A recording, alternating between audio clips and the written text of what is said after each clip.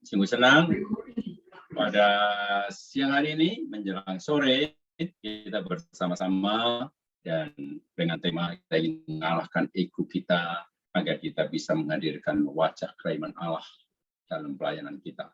Untuk itu saya akan mengajak kita membaca dari Injil yang kita rayakan di hari Minggu Penampakan Tuhan. Diambil dari Injil Matius bab 2 ayat 1 sampai dengan 12. Mari kita siapkan hati kita untuk mendengarkan Injil Tuhan. Perkenankan saya memakai stola ya.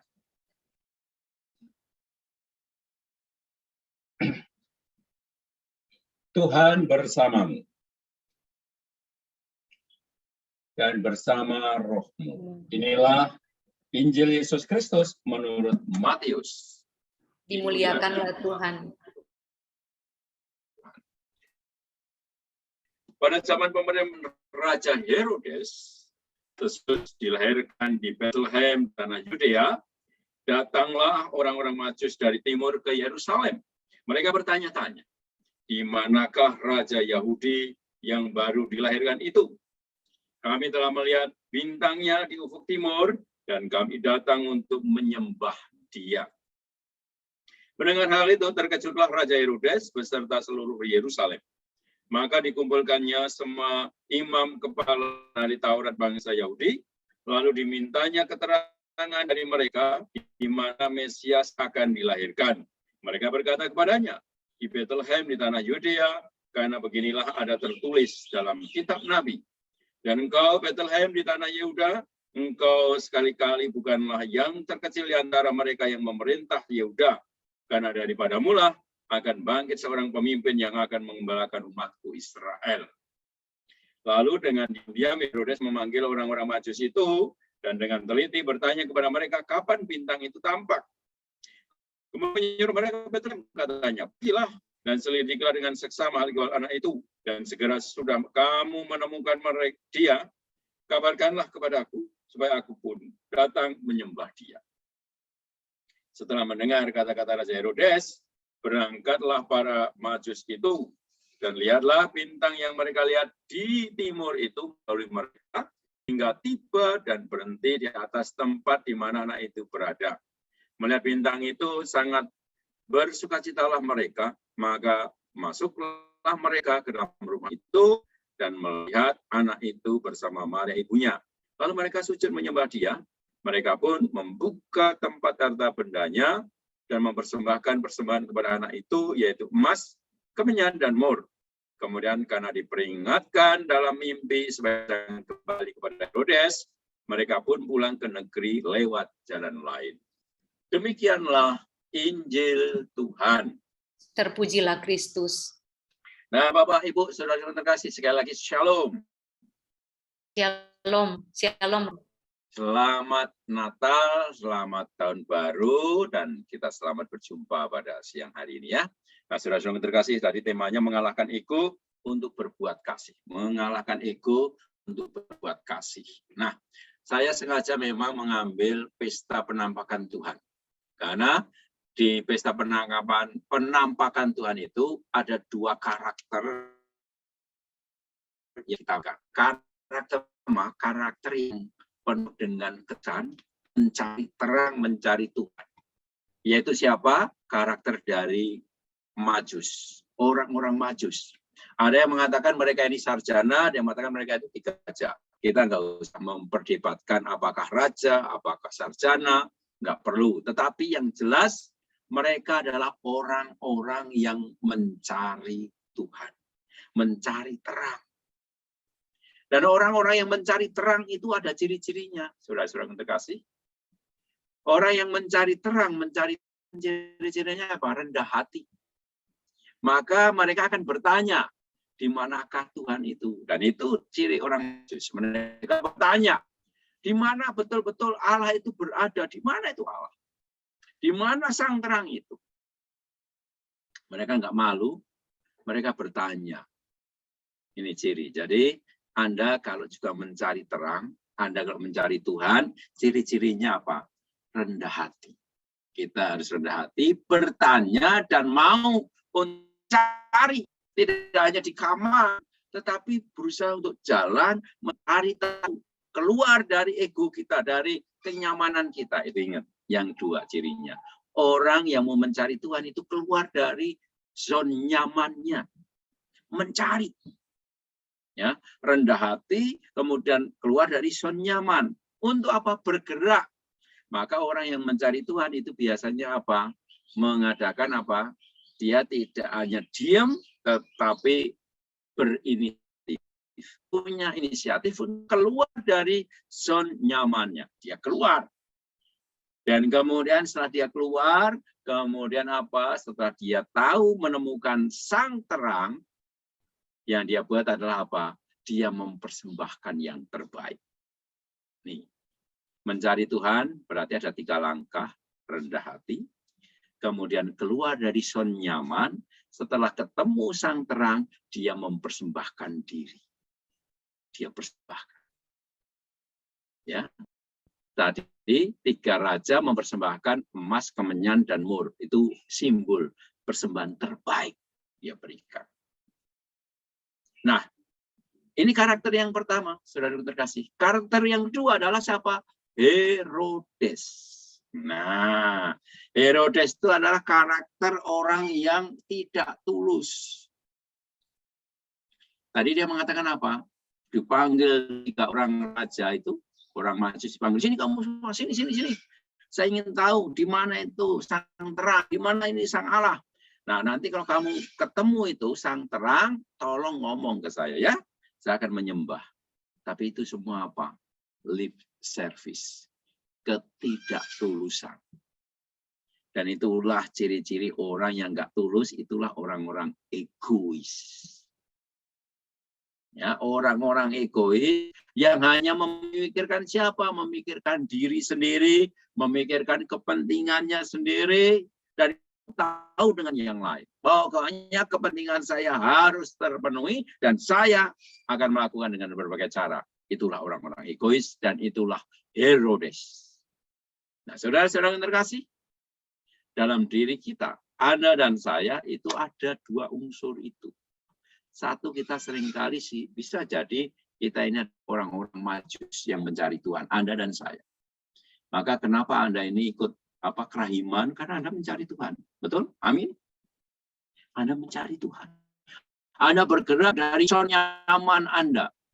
Zona nyaman kita itu apa? Jam begini itu kan enaknya tidur siang. Ya, tidur siang kita doa. Keluar dari zona nyaman kita.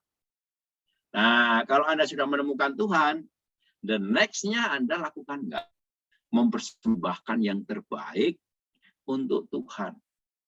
Mempersembahkan apa? Hati Anda, cinta Anda untuk Tuhan.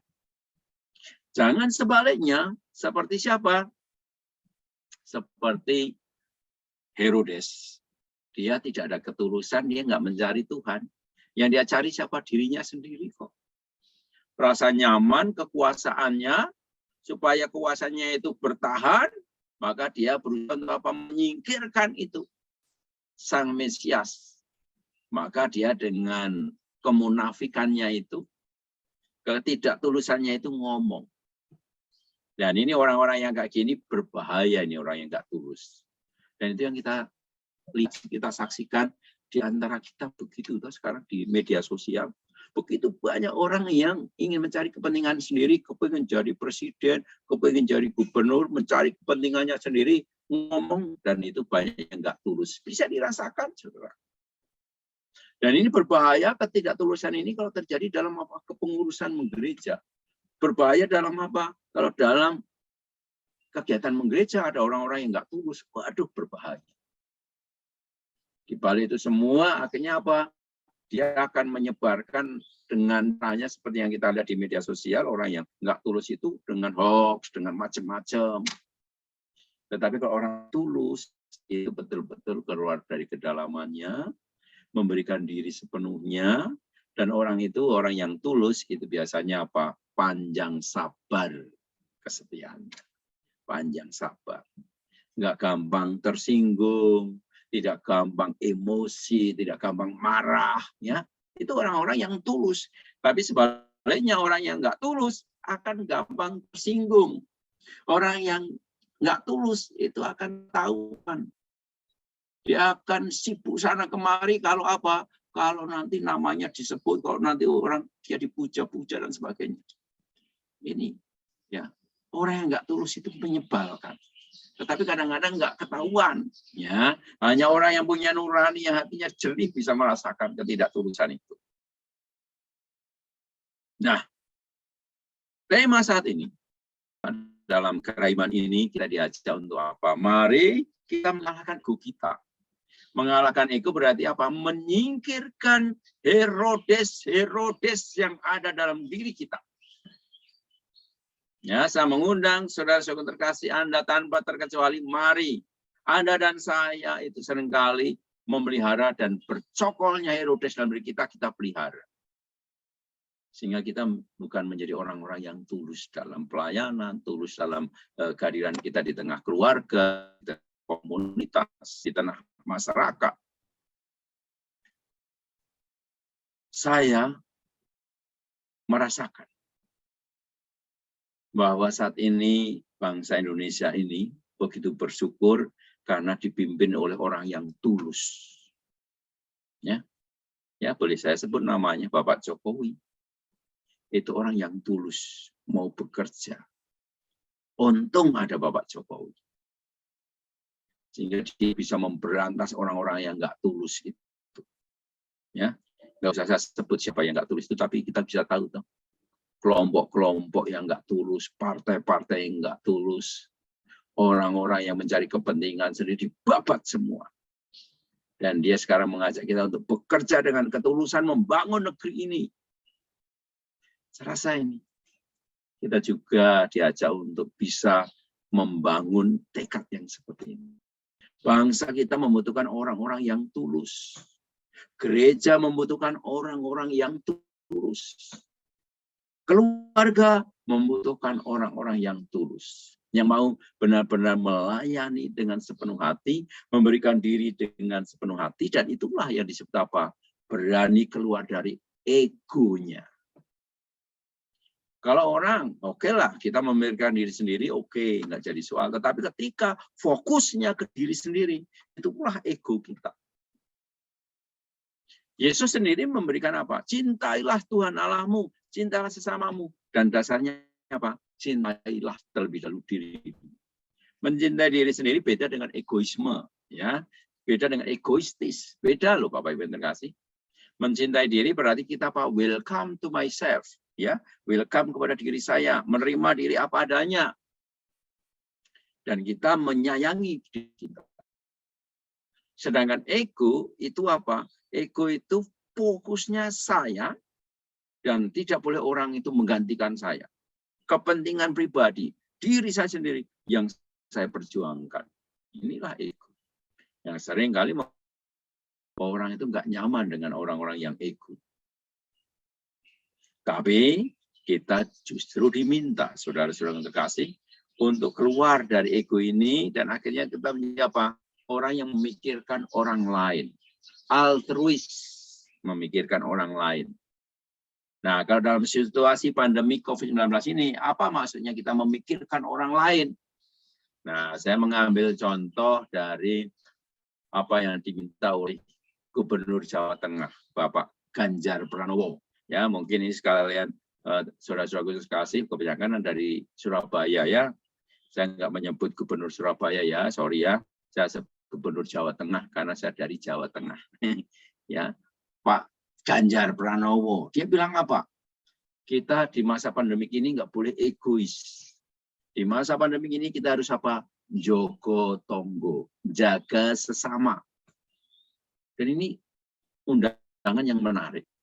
Dan secara sangat Kristiani. Karena jogo tonggo, jaga sesama, itu tidak lain adalah apa? Ungkapan dari apa?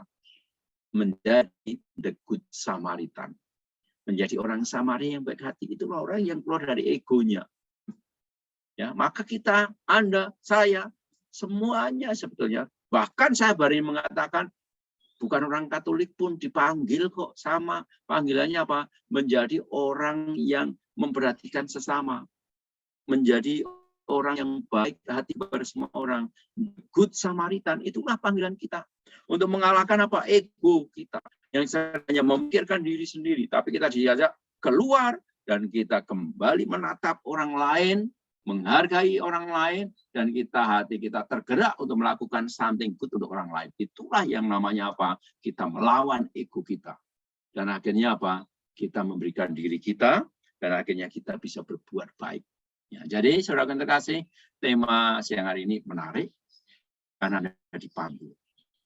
Semua tanpa terkecuali, kalau itu menyingkirkan ego kita, berarti menyingkirkan Herodes kita, dan ganti itu Herodes dengan apa? 3 raja dari timur, dan 3 raja dari timur itu tidak lain adalah ekspresi dari apa? Dari the good Samaritan, orang Samaria yang baik hati. Hatinya tergerak, kemudian memberikan yang terbaik. 3 raja dari timur, hatinya tergerak mencari Tuhan dan akhirnya memberikan diri. Anda juga sama, ya. Kita komunitas kerahiman ilahi, Anda dipanggil untuk apa? Untuk keluar dari ego Anda, dan Anda dipanggil untuk apa? Memperhatikan orang lain, menjadikan orang itu kemudian merasa dicintai, orang merasa didukung, merasa tidak berkumpul sendiri, berjuang sendiri. Dan itulah saat ini, saat pandemi COVID-19 menjadi sangat real. Bahwa semua dipanggil untuk menjadi sesama bagi yang lain. Menjadi sesama bagi yang lain berarti apa? Menjadi orang Samaria yang baik hati. Yang siap untuk direpotkan, siap untuk diganggu hidupnya, untuk memberikan, mengulurkan tangan, memberikan hati kita untuk sesama kita. Itulah panggilan kita. Jadi Bapak, Ibu, saudara-saudara terkasih, Anda para pencinta kerahiman ilahi, tunjukkan wajah kerahiman ilahi dalam apa? Dalam kehidupan yang nyata. Kerahiman ilahi menjadi nyata ketika Yesus hadir. Dan Yesus hadir berarti Yesus hadir sebagai apa? Sebagai orang Samaria yang baik hati. Hatinya tergerak oleh belas hati, oleh kebaikan, dan akhirnya merawat orang yang sakit, merawat mereka yang membutuhkan uluran tangan. Mungkin orang-orang yang membutuhkan uluran tangan itu siapa? Mungkin orang tua kita yang saat ini berpaling sakit. Mungkin orang yang ada di lingkungan kita, orang yang ada di dalam masyarakat yang membutuhkan uluran tangan kita. Maka singkirkan Herodes kita, singkirkan ego kita, dan mari kita persembahkan yang terbaik di dalam kerahiman Allah, sehingga wajah kerahiman Allah semakin dirasakan oleh siapapun. Semoga permenungan sore ini, di saat kita merenungkan kerahiman ilahi, semakin menjadikan Anda betul-betul perpanjangan tangan Tuhan, sehingga kerahiman ilahi dirasakan oleh siapapun. Selamat menjadi perpanjangan tangan Tuhan. Kemuliaan kepada Bapa dan Putra dan Roh Kudus, seperti pada permulaan, sekarang, selalu, dan sepanjang segala abad. Amin. Saya kembalikan ke